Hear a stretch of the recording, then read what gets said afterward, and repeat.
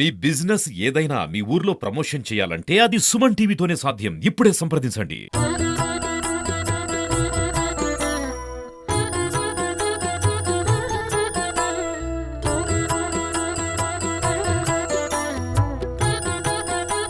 Hi hello నమస్తే welcome to Suman TV. నేను మీ ముద్దం విక్రమ్. ప్రస్తుతం మనం నిజామాబాద్ జిల్లా బాల్కొండ మండలం వన్నెల్బి గ్రామంలో ఉన్నాము. ఇక్కడ సుప్రసిద్ధ దేవాలయం శ్రీ దేవికా అమ్మవారి దేవాలయం ఇక్కడ ఉంది. ఈ దేవికా అమ్మవారి ఆలయం గత 400 సంవత్సరాల క్రితం ఇక్కడ వెళ్లడం జరిగింది. మరీ ముఖ్యంగా దేవికా అమ్మవారు దేవ కన్నికగా ఊరు బయట సంచరిస్తూ ఉంటే 400 సంవత్సరాల క్రితం ఈ ఊరి పెద్ద మనుషులు వాళ్ళు అందరూ చూసి దేవికా అమ్మగారిని కన్నికగా వాళ్ళు ఇక్కడికి వచ్చేసి ప్రతిష్ఠించడం జరిగింది. దాని తర్వాత ఈ ఊర్లో ఉన్న అందరూ దేవికా అమ్మవారిని చాలా భక్తి శ్రద్ధలతో పూజించడం జరుగుతూ ఉన్నది.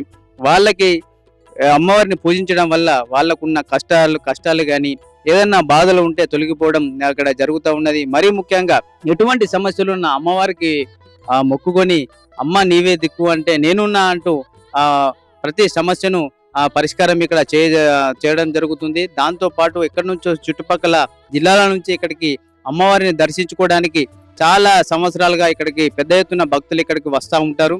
మరి ముఖ్యంగా ఈ ఊర్లో ఈ వన్నెల్బి గ్రామంలో ప్రతి ఒక అబ్బాయి పుడితే దేవేంద్ర అని కానీ అమ్మాయి పుడితే దేవిక అని కానీ ఇలా చాలా మందికి పేర్లు దేవికనే దేవమ్మతో పాటు దేవేంద్ర అని ఇలా నామకరణం చేస్తూ ఉంటారు. అమ్మవారి అర్థం వచ్చే విధంగా వాళ్ళకు ఇక్కడ నామకరణం చేస్తూ ఉంటారు. దాంతో పాటు పంటలు మరి ముఖ్యంగా పంటలు చక్కగా పండడానికి ఇక్కడ ఈ ఊర్లో చాలా పంటలు బాగా పండుతాయి. దానికి ముఖ్య కారణం దేవమ్మ అని చెప్తా ఉంటారు. ఇక్కడ పంటలు వేసే ముందు ఇక్కడ ఊరు గ్రామస్తులందరూ వచ్చేసి ఇక్కడ అమ్మవారికి నైవేద్యం ఇవన్నీ చూపించిన తర్వాత బోనం వేసుకున్న తర్వాతనే ఇక్కడ పంటలు మొదలు పెడతా ఉంటారు. విత్తనాలు స్టార్ట్ చేస్తూ ఉంటారు. దానివల్ల వాళ్ళకి అధిక లాభాలు వచ్చి అధిక దిగుబడి వచ్చి వాళ్ళ కుటుంబాల్లో సుఖ సంతోషాలతో వాళ్ళు ఇక్కడ జీవనం సాగిస్తూ ఉన్నారు. దాని అంతటికి కారణం దేవమ్మనే ఎందరో మంది ఇక్కడ నమ్ముతూ ఉంటారు.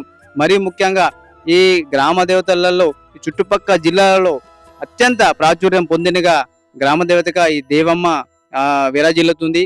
మనం ఒకసారి ఈ దేవమ్మ గురించి ఇక్కడ ఎన్ని సంవత్సరాల క్రితం వెలిసింది ఏంటి దీని చరిత్ర గురించి ఒకసారి ఆలయ నిర్వాహకులకు మనం అడిగి తెలుసుకుందాం.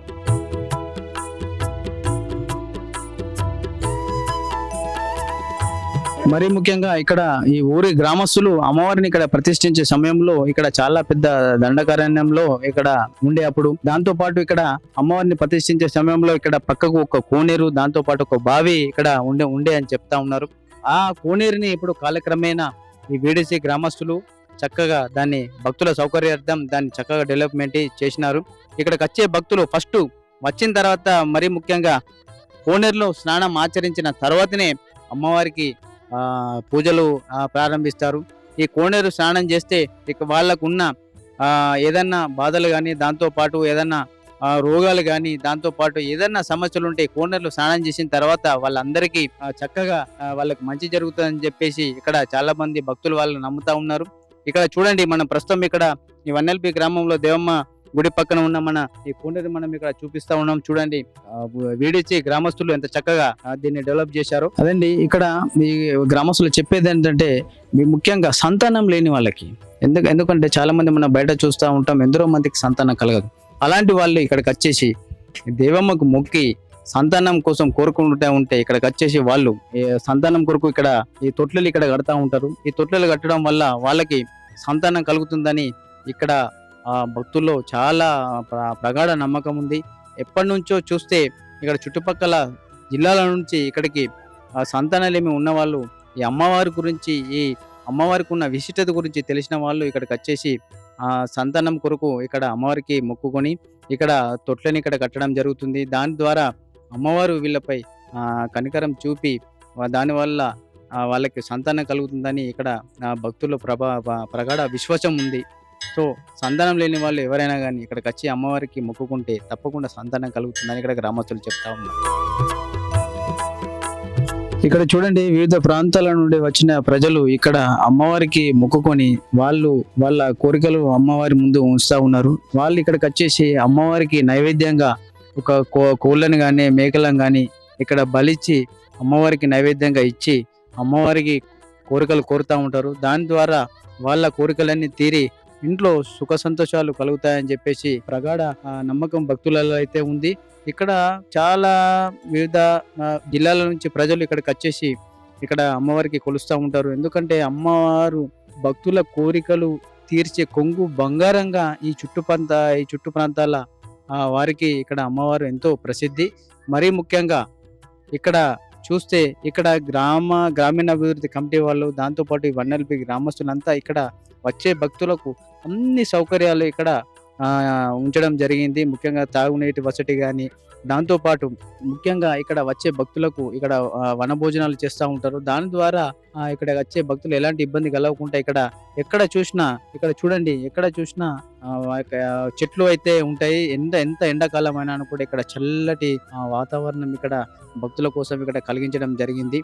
మరి ఎందుకనంటే వివిధ ప్రాంతాల నుంచి భక్తులు అయితే వస్తారు. వాళ్ళకి ఇక్కడ సౌకర్యం కలిగించాలంటే భక్తులు మరీ ముఖ్యంగా ప్రకృతిని ఎంచుకోవడం, చెట్లను పెంచడం ద్వారా ప్రకృతిలో భాగమై అన్ని చక్కగా ఇది చేయడమే కాకుండా మరీ ముఖ్యంగా చెట్లు అలాంటివి కాకుండా ఇలా ప్రకృతి వల్ల సహజంగా ఉండేటటువంటి ఇలాంటి వాతావరణం ఇక్కడ వీడిసి వాళ్ళు కలిగించడం జరుగుతుంది.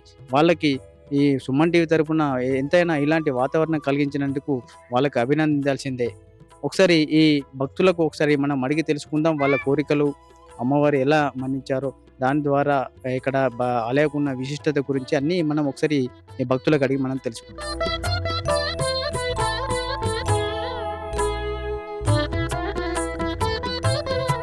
ఇప్పుడు ఆలయ పూజారి ద్యావత్ రమేష్ గారు మనతో ఉన్నారు. ఇప్పుడు ఈ ఆలయం యొక్క విశిష్టత గురించి, ఈ ఆలయం యొక్క చరిత్ర గురించి ఇప్పుడు ద్యావత్ రమేష్ కు ఒకసారి మనం అడిగి తెలుసుకుందాం. సార్ చెప్పండి. ఈ ఆలయం వచ్చి వన్నెల్బి గ్రామము. ఈ ఆలయం వచ్చేసి ఒక 400 చరిత్ర ఉంది. ఆ చరిత్ర ప్రకారం ఇక్కడ ఏంటంటే వచ్చిన భక్తులకు ఎలాంటి మొక్కున వాళ్ళకు మొక్కు తీర్చడం జరుగుతుంటది. సంతానం లేని వాళ్ళకు సంతానం కలుగుతుంది. ఇంకా ఆరోగ్యం బాగాలేని వాళ్ళకి ఆరోగ్యం బాగుంటుంది. ఇక్కడికి వచ్చిన వాళ్ళకు ప్రతి సంవత్సరం ఊళ్ళే బోనాలు జరుగుతుంటాయి. ప్రతి సంవత్సరం ఇక్కడికి వచ్చిన వాళ్ళకు. అయితే ఈ ఆలయం ఇప్పుడు ఎన్ని సంవత్సరాల క్రితం వెలిసింది? ఇక్కడ ఈ ఆలయం ఇప్పుడు గత మాకు వినిపిస్తున్న దాన్ని బట్టి అయితే ఒక 400 సంవత్సరాల చరిత్ర కలదని చెప్పి ఇక్కడ చెప్తా ఉన్నారు. ఈ చరిత్ర గురించి ఒకసారి మాకు చెప్పండి. అమ్మవారు ఎలా వెలిసింది? ఇది గత 4 సంవత్సరాల నుంచి తెలిసేది. అయితే అమ్మవారు బయట రూపం దేవ కన్నికపై తిరుగుతుంటుండే. అయితే ఆ రోజు పూర్వీకులు పూజారులు ఏం చేస్తున్నారంటే అమ్మవారు సాష్టాంగ తీసుకొచ్చి ఇక్కడ ప్రతిష్ట జరిగింది. ఆ 4 సంవత్సరాలు జరగడం వల్ల అనారోగ్యం బాగా లేకపోవడం వల్ల అమ్మవార్లకు ఎలాంటి ముట్టునొప్పి రావడం వల్ల ముట్టునొప్పి ఎట్లా నివారణ అవుతుంది అని చెప్పేసి ఇక్కడ ఓమ పుట్నాలు బెల్లము అవి ఇవ్వడం వల్ల ఆరోగ్యం ఉంటాయని చెప్పేసి అమ్మవారిని స్థాపించి ఈ విధంగా పూజ నైవేద్యము ఇవన్నీ స్టార్ట్ అయింది. ఇక్కడ గ్రామస్తులందరూ పంటలు వేసే ముందు ఇక్కడికి అందరు వచ్చి ఇక్కడ బోనం పెట్టుకున్న తర్వాతనే పంటలు వేస్తారని చెప్పేసి ఇక్కడ వినికిడి ఉంది. అది ఎంతవరకు నిజం? ఇక్కడ పూర్వం నుంచి వచ్చినది పంటలు పసుపు గాని మక్క గాని ఎలాంటి పంటలు మొదలుపెట్టినా గానీ మెరుగు లోపల మెరుగు కన్నా వారం ముందు ఇక్కడ కోయడం జరుగుతుంది. మేకలు కోయడం బోనం చేయడం జరుగుతుంది. అప్పుడే పంట ఈ పసుపు తీసుకొని మన ఊళ్ళి పొరమేల పొట్టుకు అక్కడ జరగడం జరుగుతుంది. ఊళ్ళో ఎక్కడ ఉన్న పంట అక్కడ పసుపు వేయడం జరుగుతుంది. అప్పుడు పంట మొదలు పెట్టడం జరుగుతుంది. విత్తనాలు పెడతారు. అప్పుడు పంట మొదలు జరుగుతుంది. అప్పుడు సకలంగా వర్షాలు పండుతాయి. అప్పుడు ఇక్కడికి వచ్చే భక్తులు అమ్మవారికి నైవేద్యం ఏ విధంగా ఇక్కడ నైవేద్యం చెల్లిస్తూ ఉంటారు? ఏ రకంగా వాళ్ళు నైవేద్యం చేస్తారు? నైవేద్యం అంటూ బెల్లము మరియు పెరుగన్నం బెల్లం మరియు పెరుగన్నము ఇక్కడ వచ్చి అమ్మవారికి నైవేద్యం పెడతా ఉంటారు. మళ్ళీ ఒకటి ఇక్కడికి వచ్చే భక్తులకు ఆలయ కమిటీ తరపున ఇక్కడ ఊరు అంటే వన్నెల్బి గ్రామస్తుల తరపున ఎలాంటి సౌకర్యాలు ఇక్కడ కల్పిస్తాం? ఇక్కడికి వచ్చినట్టే వాటర్ ఫెసిలిటీ అన్ని విధాలు బాగుంటది. ఇక్కడ ఏంటంటే ఉండడానికి ఆహ్లాదమైన వాతావరణం ఒకటి ఏర్పాటు చేశారు. షెడ్ ఏర్పాటు చేయడం, చెట్లు పెట్టడం కానీ, వాటర్ కానీ స్పెషాలిటీ అయితే అన్ని బాగానే ఉండేవి ఇప్పటికైతే. ఇప్పుడు ఈ ఆలయం యొక్క విశిష్టత గురించి మనం చాలా విన్నాము, చెప్పాము. దాంతోపాటు ఇక్కడికి వచ్చే భక్తులు మనం అడిగి తెలుసుకుందాం భక్తులకు ఈ ఆలయం యొక్క విశిష్టత గురించి. సార్ నమస్కారం. సార్ నమస్కారం అండి. నా పేరు ముద్దం భరత్. అత్యంత ప్రాచీన ఘన చరిత్ర కలిగినటువంటి దేవాలయం ఈ దేవమ్మ ఆలయం. బాల్కొండ మండల్ సంబంధించి వన్నెల్బి గ్రామానికి చెందినటువంటి ఈ దేవాలయం పేరే దేవమ్మ ఆలయం. అత్యంత ఘనమైన చరిత్ర కలిగినటువంటి దేవాలయం అండి ఇది. చుట్టుపక్కల గ్రామాల నుంచి ప్రజలు చాలా తండోపతండాలుగా వచ్చి ఇక్కడ పెద్ద ఎత్తున పండుగలు నిర్వహించడం జరుగుతుంది. ఈ పండుగలు నిర్వహిస్తూ ఉన్నారు కదా సార్. ఇప్పుడు వారం రోజుల్లో ఏ వారం ఇక్కడ ఈ పండుగలు నిర్వహిస్తాం? ముఖ్యంగా శుక్రవారము ఈ దేవమ్మ ఆలయానికి ప్రజలంతా తరలి వచ్చి చాలా ఘనంగా పండుగ నిర్వహించడం జరుగుతుంది. ఎన్ని సంవత్సరాల నుంచి మీరు ఇక్కడికి వస్తూనే ఉన్నారు సార్? గత 30 సంవత్సరాలుగా ఈ దేవమ్మ ఆలయాన్ని సందర్శించడానికి మేము వస్తున్నామండి. మేము ఏ కోరికలైతే కోరుకుంటామో ఆ కోరికలు నెరవేర్చేటటువంటి ఆలయమే ఈ దేవమ్మ ఆలయం. అయితే ఇప్పుడు 30 సంవత్సరాల నుంచి ఇక్కడికి వస్తూ ఉన్నారని చెప్తా ఉన్నారు సార్. దాంతో పాటు వివిధ జిల్లాల నుంచి ఇక్కడికి చాలా మంది భక్తులు వస్తూ ఉన్నారు.